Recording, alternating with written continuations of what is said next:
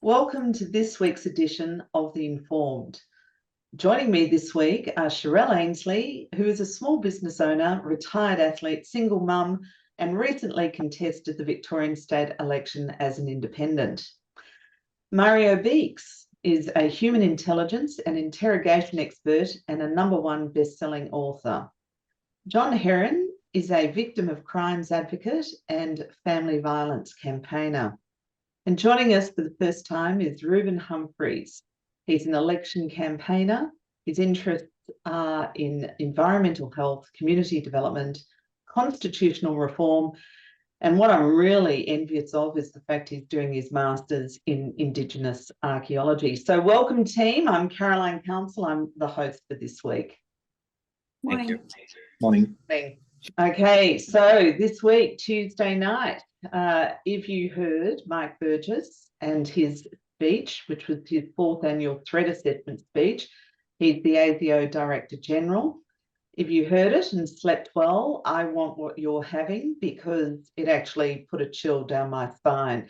I realise, of course, that Mike's in the numbers and the money game with government, and it may well have been a pitch, but my goodness, I sat up and really took notice of what he had to say. In particular is the implication, and I'm quoting, that there are senior people in this country who believe it is no big deal that there are people in Australia and outside of Australia with an unprecedented level of espionage and foreign interference in the activities in Australia. He also went on to say that he's been directly pressured by public servants, academics, and business identities to ease up, and again, that's a quote, on ASIO's foreign interference and espionage operations. In other words, ASIO needs to take the boot off the back of people in our communities so that they are free to do whatever it is they want to do. There's also, despite judicial figures, journalists, veterans, and a number of communities being targeted in record numbers by foreign spies and agents, a couple of judicial officers, according to Mike, have been approached and basically being pumped for intelligence in relation to cases that are coming before those judges that could be of interest to those foreign entities. So let's kick off with you, Mario. This sounds like it's right up your alley in terms of where Australia fits in the Indo-Pacific region, and particularly given this unprecedented level of espionage and interference and the ever-rising power of China in the region. Well, thank you, Caroline. Look, I'm gonna relate to them. The day I arrived in Australia as a working Croatian embassy, and I was working at the intelligence field. And the first of all, I don't understand, and we can check. Nobody around the globe, the head of the intelligence agencies, take the stage and be the rock star, and let's go talk about intelligence and photo the cameras and the YouTubes and everything else. You don't do this. If you go around the globe, you're gonna see it. Nobody does this. So there's a cultural the issue. Secondly, we're talking now about, I had his speech printed like 25 pages. I was reading that over and over again. And we need to go back in the time, but Mike obviously is not then head of ASIO, but we talk about China as a problem. Australia knew it from the very first day, the day when you opened the door for the students to come here and we exchange the curriculums, that of course the students are not all students. The students come here to pick up the knowledge and insert themselves into research facilities, as a genuine citizens or genuine tourists or genuine whatever you want to call. But that's like the problem. It's like we now talking about things which were preventable 20, 30 years ago. And after all, Caroline, I remember from 98 when I come here, I never understood that Australia was pumping galore data overseas on the cloud, some in China, because nobody can touch this. And our data is over there. So, we talk about real threats, but unfortunately, Australia, he lost a lot of data, and ASIO, it doesn't represent any significant force in the world, because if it does, people not there to do what they're doing right now. So that's my take. Thanks for that. John? Yeah, look, I slept just as well Tuesday night as any other night. Actually, probably it would be less, knowing the clowns that run ASIO, and this guy's been infected with the Australian Public Service disease, right? As Mario said, you don't go and trumpet that. One of my many examples of having, you heard earlier that Mario and I are Russian speakers and we've been in the military, but we're not targeted by ASIO. I'll give you an example where I had some interaction with ASIO, and this will give you an insight. So when I was working in the Solomon Islands, the local AFP officer was actually an undercover ASIO officer. So I was there for a bank takeover. I worked for the Solomon Islands government. So he came over and he wanted to look at the database for counter-terrorist funding. So I had a PC there, and I could access things in the banks and names and that, and he was keen to have a look at it. So I could enter stuff in the database that he couldn't. Now, what I'm going to say with that is that I could profile people by their names. I could use certain Islamic names that he couldn't do back in Australia. So I got a list out, and there was one name that came to his attention. He wanted me to download it and give it to him. I said, no, I don't work for you. So take a hike, buddy. But there was a name that kept popping up. So anyway, this guy had all these transactions going through. I sort of gave him a glimpse. He went off, did an investigation. Anyway, it was a guy doing sly car trading, used car trading. Okay, that was their extent. In the background in the Solomon Islands, you would have come across, and you've heard me comment about this before, we'll call it's actually Australia's great game, and they've been obliterated there with China running riot and whatnot. Now, when I was there, there was the active participant was Taiwan, with military aid, bribing people, etc. ASIO is nowhere to be seen. They are a bunch of clowns, okay? And you got the used car salesman was of interest to them. But as far as trying to combat and outsmart China, I used to hang around with I'll be even more frank, with the girl from the Taiwanese embassy and go out to their parties and functions. ASIO there? No. ASIO interested in that? No. So they're rattling the chains of fear for what purpose? Is it supposition that they're... I'll let some others speak. So reading that speech, the ridiculous trying to point the finger at domestic terrorism and trying to implicate the Queensland shooting tragedies to some kind of far-right terrorism is just absurd.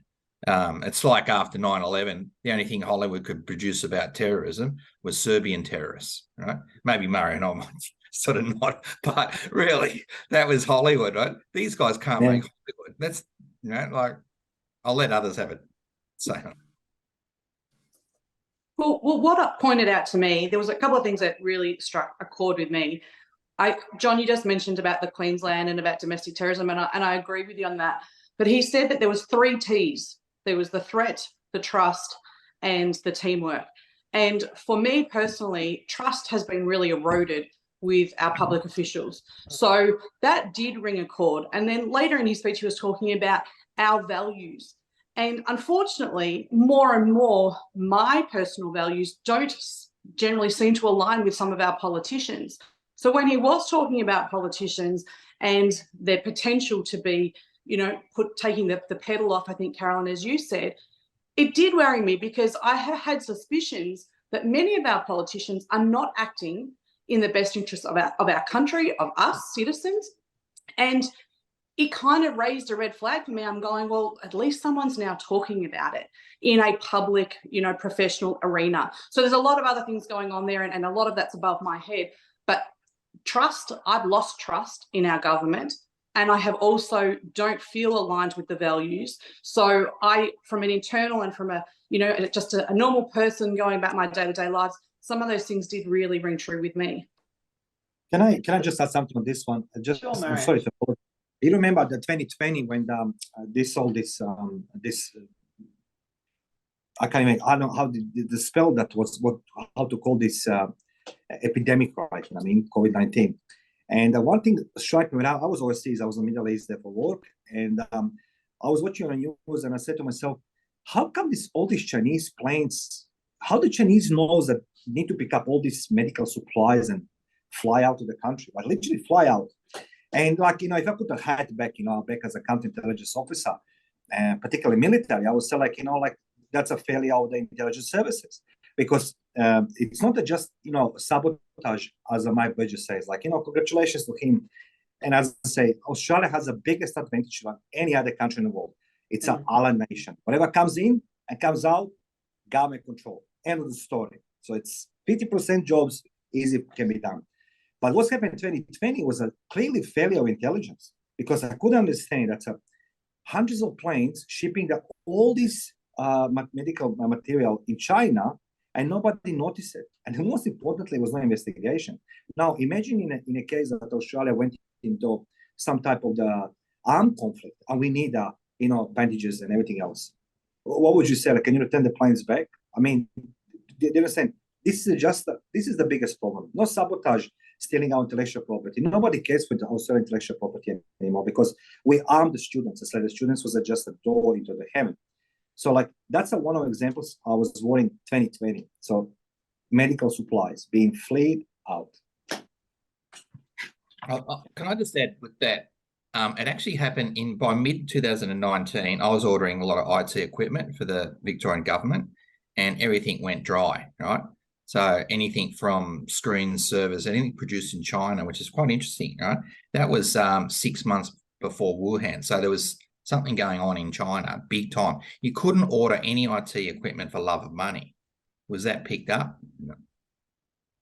Which means an absolute abject fail of intelligence. And so just picking up that point, like, what is the point of ASIO? Even Mike Burgess was saying, look, we can't do this job. Part of his speech was, we rely on the Australian community to assist us and facilitate us in doing our job.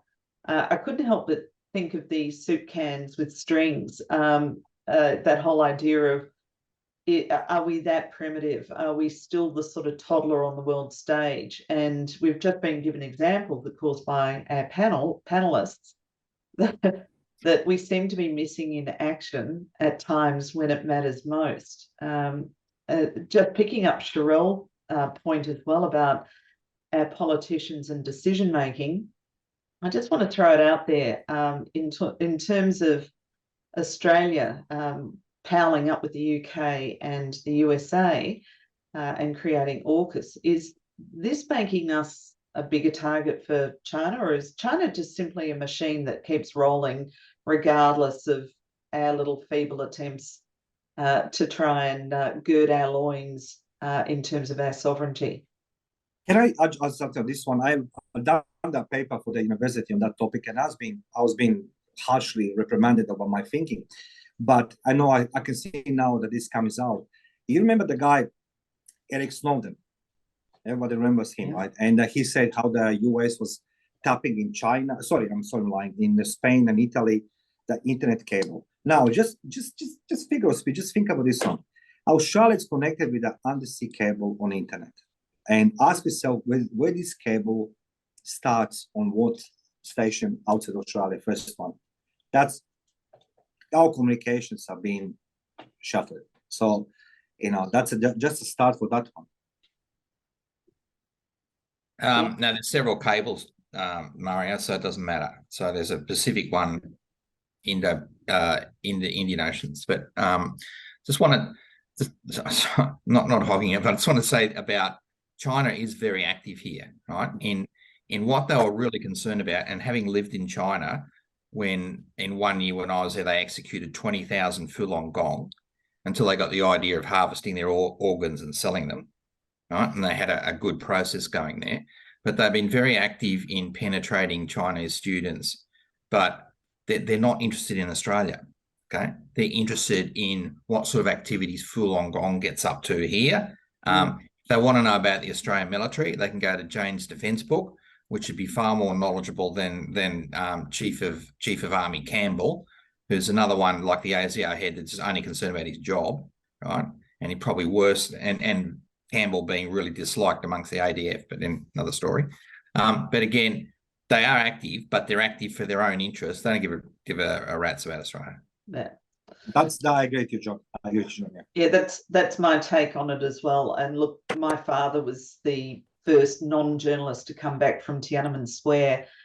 And he said, look, China is a huge animal and it's just going to roll on and do what China's going to do. There's nothing Australia can do to stop it. If they lift their little finger and want to take us over, they will. And you, Carlos, said something very important a few minutes ago.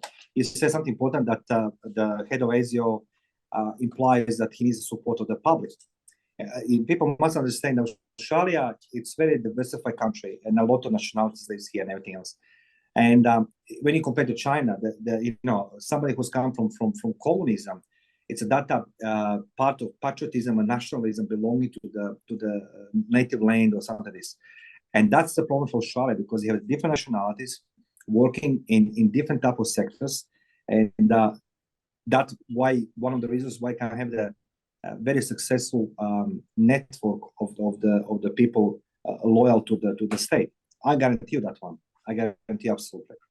And I will say my last word, but I was talking to an army intelligence officer about some of the Islamic threats there, and he pointed out that at the moment we picked up a couple of 16-year-olds, disgruntled taxi driver, a few others like that. Lo and behold, if it was a complex ISIS type operation, because that would just like go straight through. Consider that. Yeah, so you have no faith that ASIO is going to be able to detect or no, I mean, intelligence prevent. not bad. The local police forces, but those bunch of clowns, absolutely not. Yeah.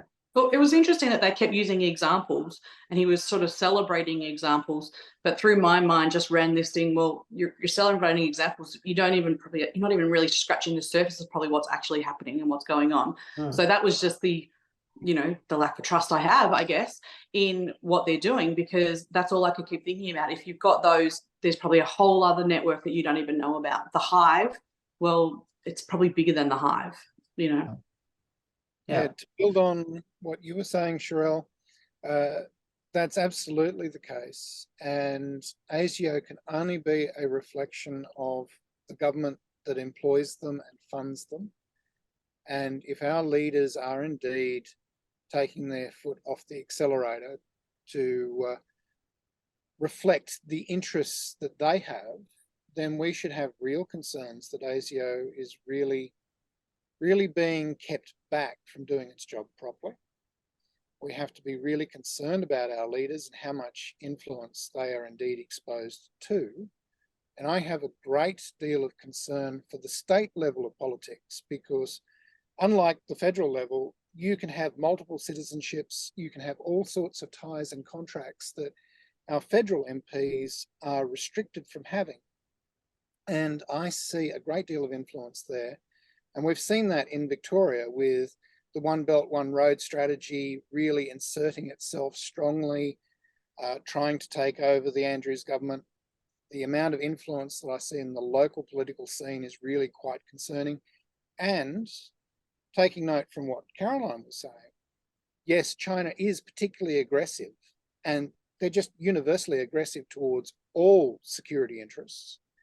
But it's not just China. There are other influences out there in the field, and we should be concerned about them. And some of them are in that grey area that they're not necessarily an enemy, but they're not necessarily our friends either. I agree with you, Ruben. You hit a spot now, Neil. I didn't want to talk about the greatest premier of the all times, Daniel Andrews. But he's a display. I mean, this is a display of the failure of intelligence agencies, because instead of going now into the length and making people to wonder, but one thing you need to ask yourself: how does state leader, not federal leader, state leader goes into Beijing, capital city of China, with his fancy phone, taking picture over there? The phone is the one thing. Phone is easy to clone. I mean, you don't even need a person to clone the phone to somebody. It's easy. But what is the state leader doing into a foreign country? That's a federal level, like it's a country versus country, doing the deals, whining and dining. I mean, this itself implies potential breach of the intelligence. You know what I mean? For example, when we had the foreign dignitaries coming from Croatia and Australia, I was there with them, and I told them, you can't do this, this, and this, and this. You can smile, you can do this, we need to do that. It's all good. When we are alone, we can do things. David Andrews goes there, sign the contracts, home kadori, kumbaya, holding hands, and he defied every intelligence possible, rules, So, but he was coming from Australia, so that's an ASIO responsibility, not ASIS or somebody else. It's ASIO responsibility. Do you remember, Mario, on another program, we told a bit of a amusing paradigm about Daniel Andrews going on the Belt and Road? It's a really good example of how immature and inexperienced these people are. And like Andrews, never had a job, never managed people. That's a plethora across Australian politics, right? So, and I said, what would have happened there is like Xi Jinping and the Foreign Service in Beijing are sitting there, and an email ping comes through, and they go into a room and go, "Oh, we got an email from Daniel Andrews here," and they go, "Who's that?" Right? And they go, "Oh, you know where the penguins are? Let's sign him up. We can go and visit the penguins. Yes, let's do it." That's So, John said. That's what happened. They let that happen, and that was an unbelievable disaster. Like, having lived in China, I used to mess around. You had to deal with the Communist Party because you had to pave the way for your large projects there. They'd come to dinner with you. They'd get 10% of the things. A Communist Party guy, ASIO's not going to arrest me after this anyway, but he'd come out and have he came out once to Melbourne, had dinner with him and a bunch of people. Was a really good guy. And of course, why did he come out to Australia? Do you know why he came out? The penguins.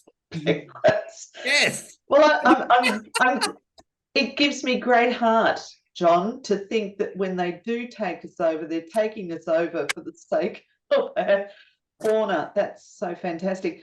So picking up one of Sherelle's themes this morning, which is the lack of trust in politicians, I think you've just demonstrated very clearly that ego, I think, rules the roost, and then a lack of that worldly wisdom that requires these people to perform on the world stage.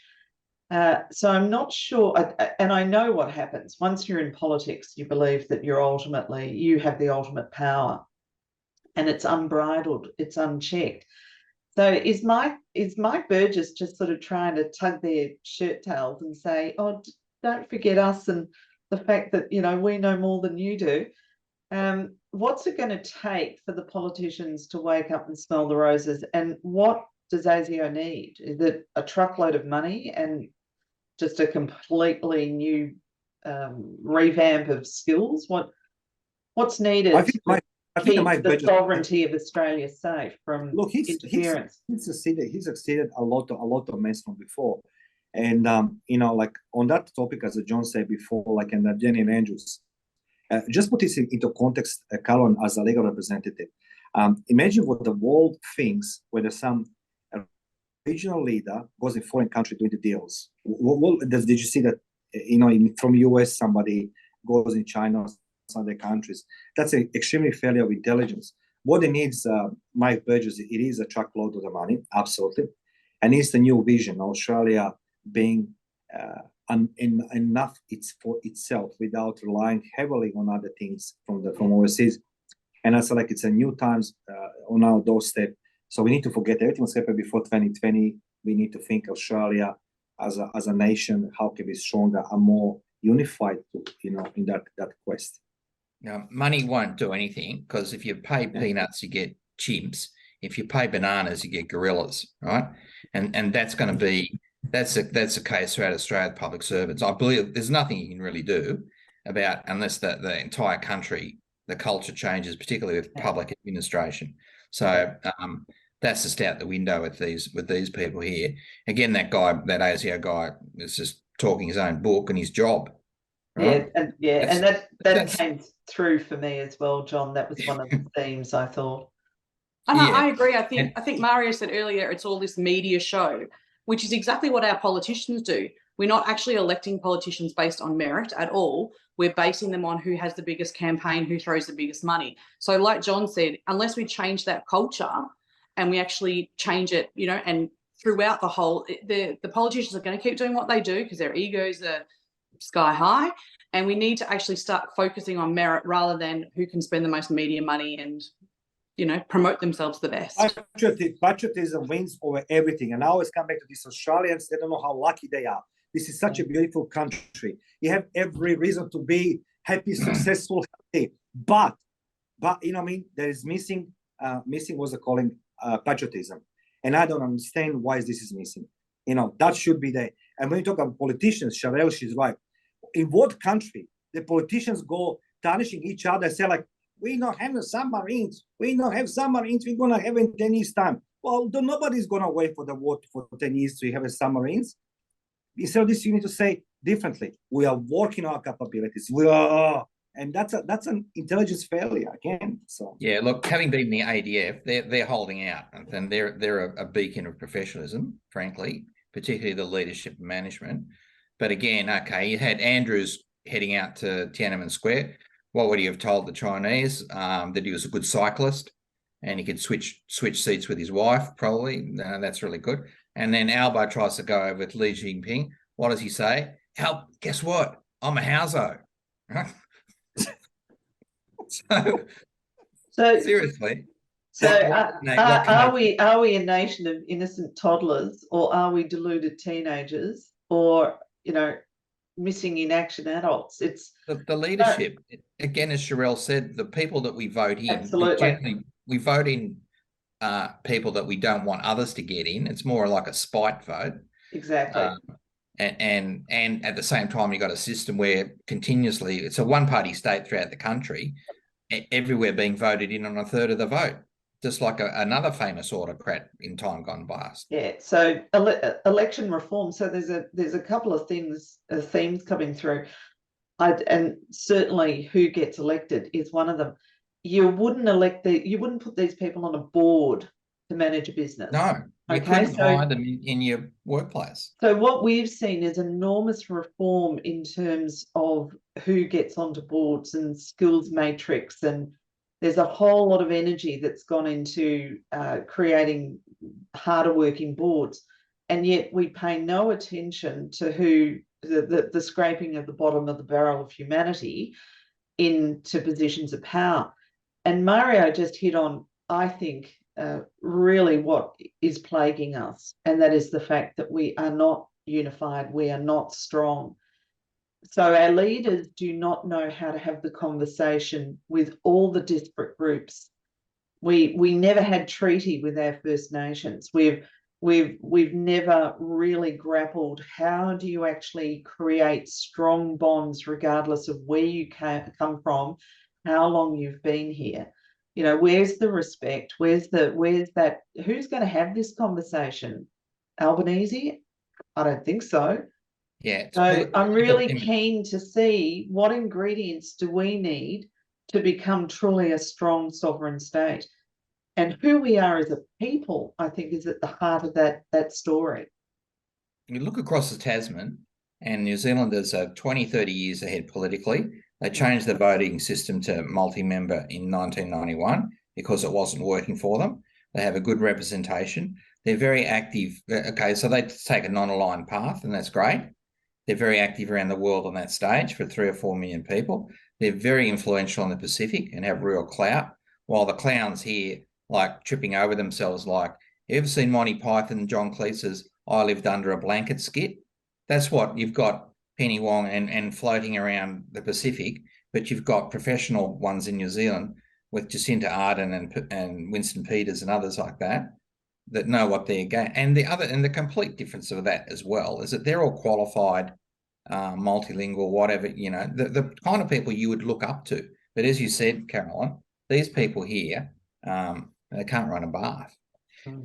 Yeah, an unfortunate consequence of our system is that parties play such a strong role, and the process of getting to any position of power within the party system is one of pre-selecting for qualities and talents that we actually least want in our leaders, to be able to do the backroom deals, to do the horse trading, to make all the secret arrangements behind closed doors that would let you win pre-selection, means that you're pre-selecting people who will do that when they're in office, as well as in their path to get to office.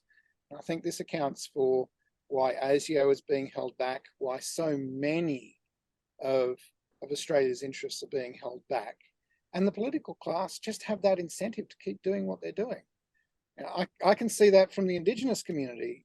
They're a target of international influence as well, and their concerns and interests are being manipulated into the world stage as a club to bash the politicians around. And quite frankly, the politicians don't know what they're walking into, and they are so susceptible to it. Burgess, are you absolutely right? You know, and if I can just, sorry to interrupt you on this one, and you're gonna appreciate this one. As you remember, the new national sport in Australia is a hacking, and in October, November, Australia has been hacked twice. And I was expecting at least there's going to be some type of repercussions for somebody, that someone's going to be in a court, or someone's going to be arrested, or someone's going to be this one. And like if I went overseas and I heard our data, it's over there, it's this and that, and this is just a start, that we are so vulnerable as a nation that people can hack our things. And the fact that Australia has that culture, that we have a consultants who knows the things before the public knows, they're talking on the media, it's a problem itself. So those vulnerabilities we don't exploring to stop these things happening from us. Instead of this, we have our data floating across the globe, and intelligence agencies doing nothing to ensure the public your data is safe. It should be safe, and anything else. Instead of this, we don't have data. So that's just a start.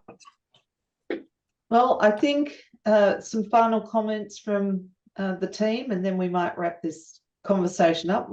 I think we've solved pretty much Mike Burgess's problems for him. So make sure that your password isn't password. That's a step in the right direction.